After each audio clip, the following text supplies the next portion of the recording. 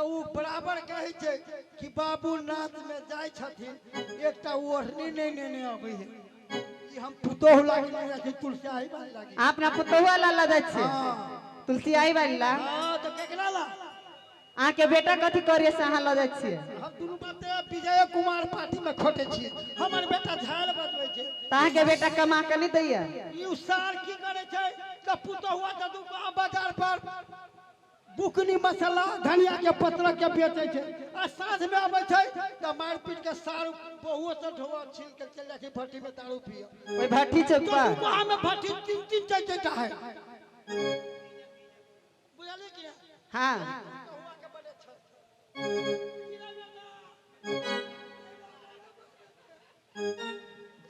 बोलू हमरा भने भंसिया लागी ल जाय छे हम नहीं जेबे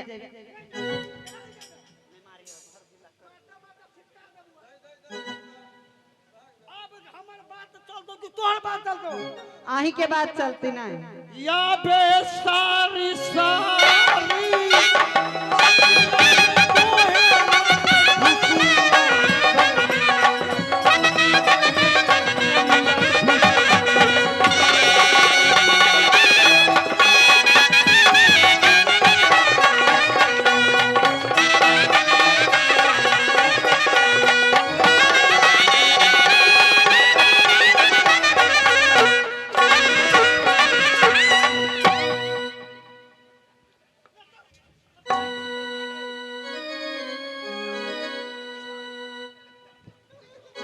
हे भगवान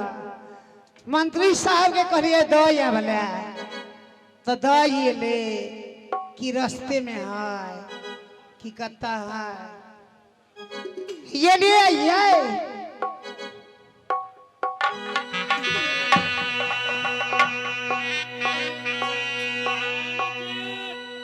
दा ये लिए सब काम हमरा नीक लगे ई औरत वाला ड्यूटी हमरा नहीं नीक लगे कहलिए दा ये लिए ता हां त की करी हां कहली कि तो आबे के लेल भूसुला घर में हम कहले देख भूसा उसा मच्छर जे कर दो त भूसा नहीं जाड़िए अब भोर में जे कदा दी हम देबो अब भूसा जे चढ़ल जे रहतो तो ओहने भूसा लगा तोरा जरा देबो ओई बात अपन गाड़ी आते जत के जा अलग तो चल जइए हां भूसुला में घर में दो एली एक टाइट कर दियो आइए जी लिए तगप सुन लिया दा ये लिए ना और कुछ तो नहीं कहे छला नहीं और कुछ कहे छला कहा लागी त कहे छलिए फिर पीत में सोल के रह गेलिए कहलिए औरत वाली बात है केला हम मारपीट करबे नहीं मारलिए आपने कुछ कहे छला ना नहीं लिया दिल के बात अहाँ के सुनबे हे मंत्री साहब जी जेहने अपना दरवाजा पर एकटा औरत ही ने हां तेहने आज के दिन में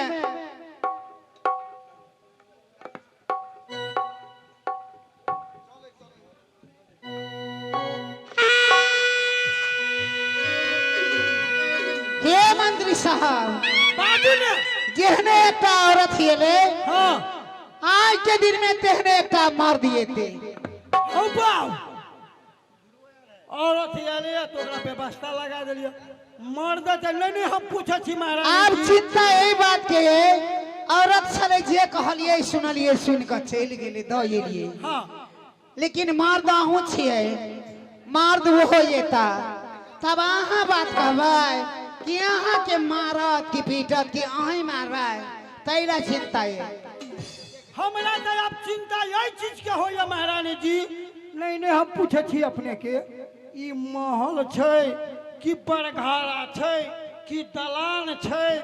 कि लॉज छै हे मंत्री साहब नहीं नहीं लॉज है एकटा घर में एकटा दरवाजा रहे दुहार तकर नाम घर रहे अच्छा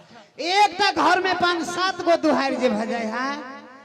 तने घर रह जाए ना दलान रह जाए धर्मशाला भ जाए कोना के रह जाइए तै द्वारे अहाँ ड्यूटी बजबिए अपना महल में जा रहल छी महारानी जी तय चीज के लिए अपने सिद्धा नहीं करू रे मरद जदी आते अब मरद के के बात मारे देखा या सुना छिए या बात माना मोहना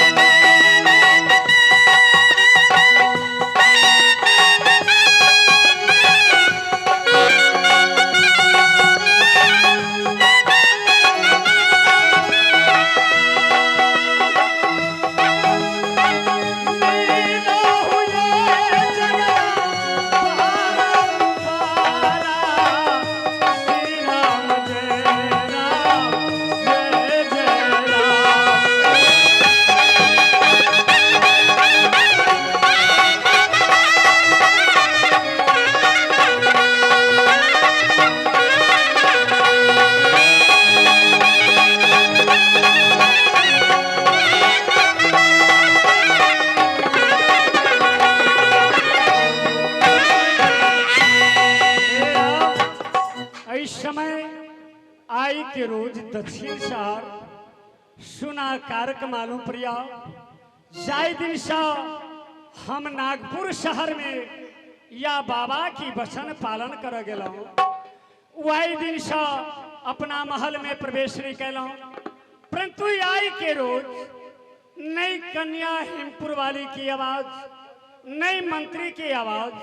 नई बउआ अगरमन की आवाज नई म्या की आवाज सुनाई दिया आई के रोज सुना कारक मालूम पड़ी लेकिन आवाज तो लगाए या बकपियन से सुतला हो मोर कनिया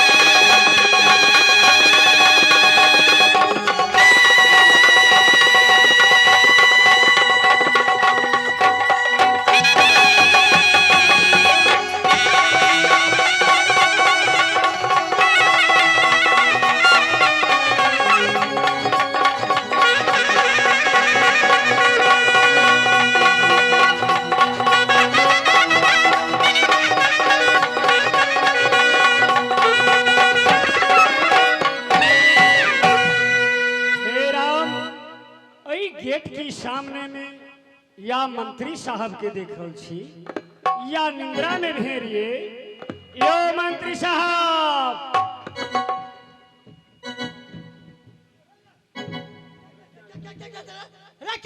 कहीं के सार भूखल दुखल या तो ने भोर बुतो ने भिलसन बुतो हौ पाव हौ दादा बनु दा खाए लागी तो लागी भर दिन सदा बर्तलते रहू जो 11 बजे में ये खियाबो जो अखनी सुता दे हमरा तू रात के जगरना भ गेला जो खा ले 11 बजे ओ मंत्री साहब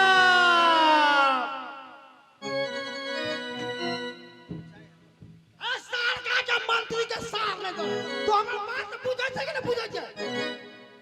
जो काला 11 बजे में कह देलियो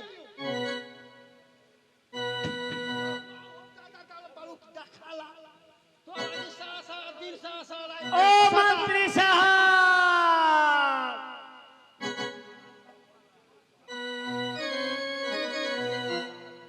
ए छोरा शहर छत वाला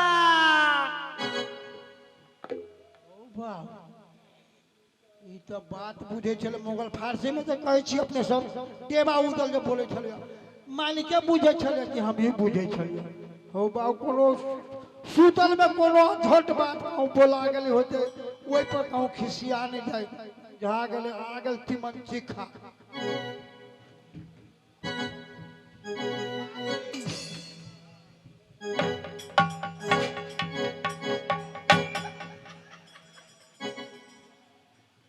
आयो प्रणाम अपने के प्रणाम सुन लियो अहाँ की आवाज लगबी छलौं अहाँ कहै छलिए हमेशा मांगा भैया ई करा भैया अपने की बोली छलिए मालिक अरे अपने बूढ़ी मलकार माता के कथन कि मंत्री साहब अरे जाय दिन से अहाँ विवाही स्त्री के जलेली वही दिन में ने हमरा दान में देने हबे हैं लोहा के जम्मा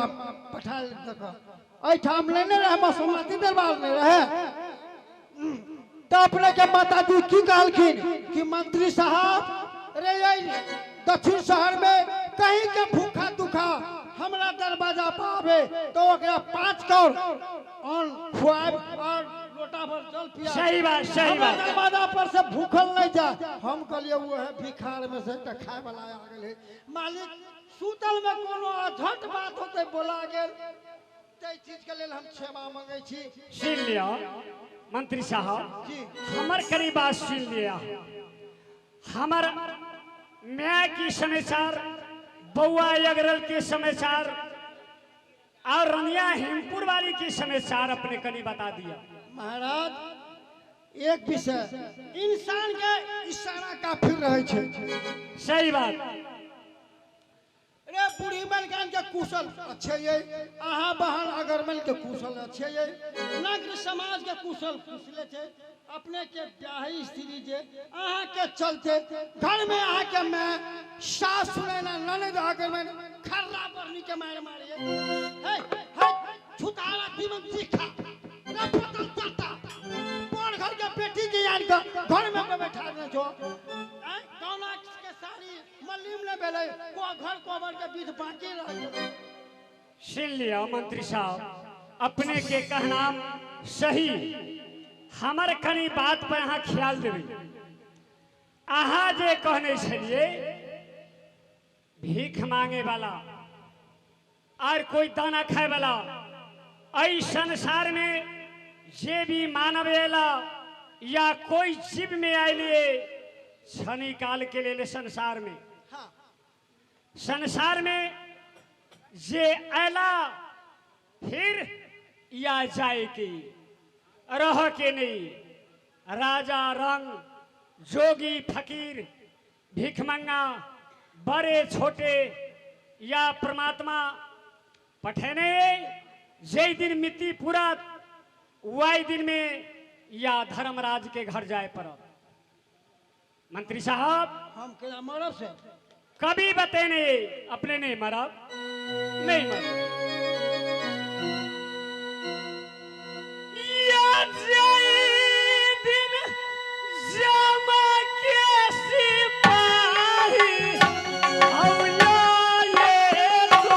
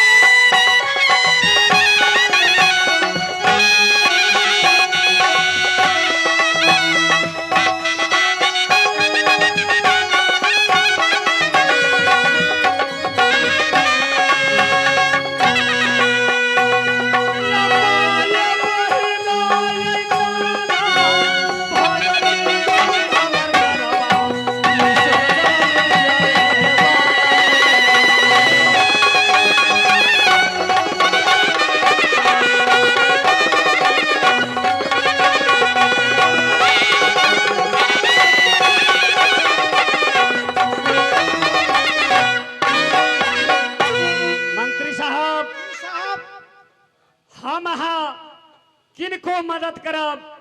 किनको धर्म करब, किनको भोजन दे, किनको 10 रुपया दे, वाई परमात्मा की घर में या डायरी में नाम लिखाइया ताई के लगाओ। ये बात तो करते रहूं, लेकिन ब्याही की आवाज लगाओ। हे प्रिय कन्या, अपने के प्राणनाथ या महल में आवा चाहिए उ की बोले छथि तो हमहू कहलिए मालिक पर घर के बेटी के आन के घर में बैसा देने छी अपने आ गामे गामे भागल गुरजे आब नहीं जेबे दुनिया में सबसे बढ़ के कथी है बोलू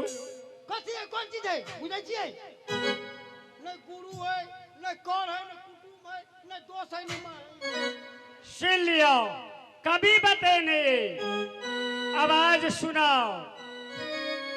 हौ नारी नारी है बराही तकारे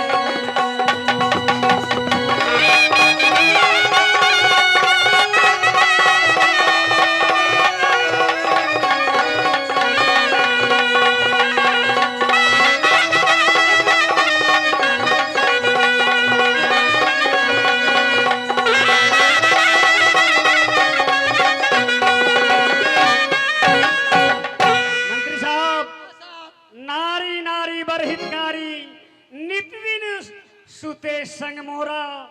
अंत काल अलग भय बैठी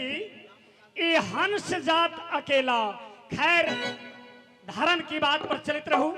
उनका हेमपुर वाली पिताइल होता इनका मालूम दिया उनका सब बहुत दिन हमरा बातों चितो केला भगले कोना कोना जाओ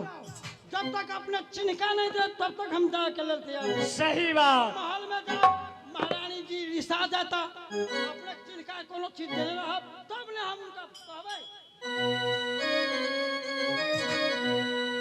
सुन लिया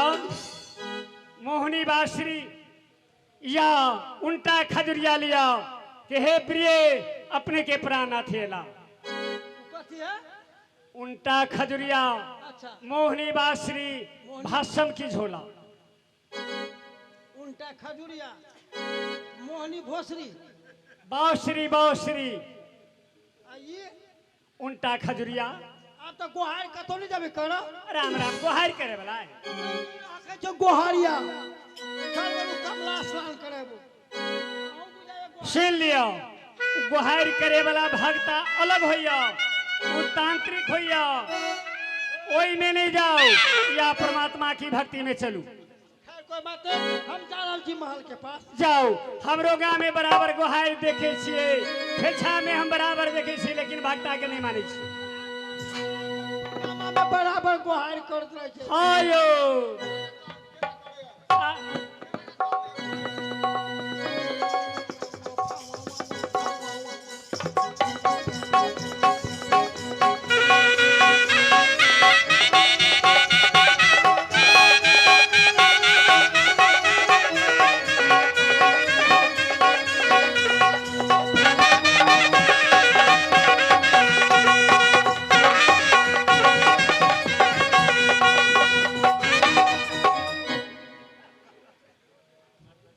तो साँचो के खेलाए लगे छे भर्ती भ जाय छै तै दुआरे हम कतो न जाय छी कि हम घरे में अपन गोहार जाओ सही बात ओ माने वाला वहू के मानी छथि झिटको से गेला फूट जाइया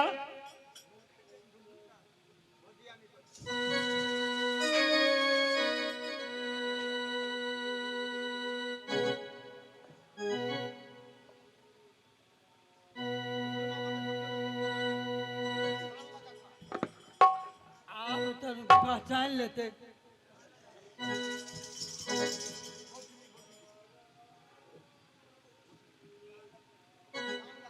हे भगवान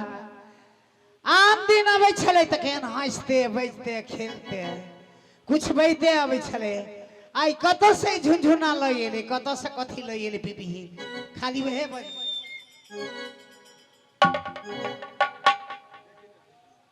जय ई के दऽ देलक अहाँ के आइए यहाँ पागल छे की आइए यहाँ बता छे की आइए यहाँ बता छी त कथी केना नहीं बजे छी के देल रखी ये अपने के पति जी घात के ये त से नहीं बजे छी घुटे के बजे छी हम कहले महारानी जी नहीं बूते कारण कि अपने के पति के हाथ में ई मोहनी बांसुरी आइए अहाँ आते से मारनी धुनु कहले ओकर घर न है जे डेराई दे अहाँ के मोहनी बासुरी भसम के झोरा दे देलक हम छलिए गेट के नीचा में हम ड्यूटी में कल के हम केना जाओ 12 बजे के रात तरनिया के बेर बीत रहल छे महल में कोना जाओ से नहीं तो अपने जाओ महल के पास महारानी जी के जगह देवे ताही लगैली त बात बुझती है बात से नहीं बुझबै हम कहले नहीं बुझबै तै दुआरे त नहीं बुझबै त ऐसा नहीं हम पहचानै छी ई दुनिया में कौन कमी है पहुंचे मिले चाहिए जयनगर में जाओ ना जीवा छरा के दुकान में टाल के टाल 3 टायर मिलत ई सामान जाओ ना जनकपुर सरस्वती फलूट में बरभी घाला 3 टायर मिलत ऐसा नहीं बुझबै जे ये ले या चाहे के ले ई लेने चल जाओ हां आ जोरे जोरे बजे नहीं आए अते रात के बाहर में नहीं जाए ये पहले सुन लिया बात चाहे कोई रहे अते रात के बाहर में नहीं जाए आ हमरा दिल के बात अहाँ बुझ लिया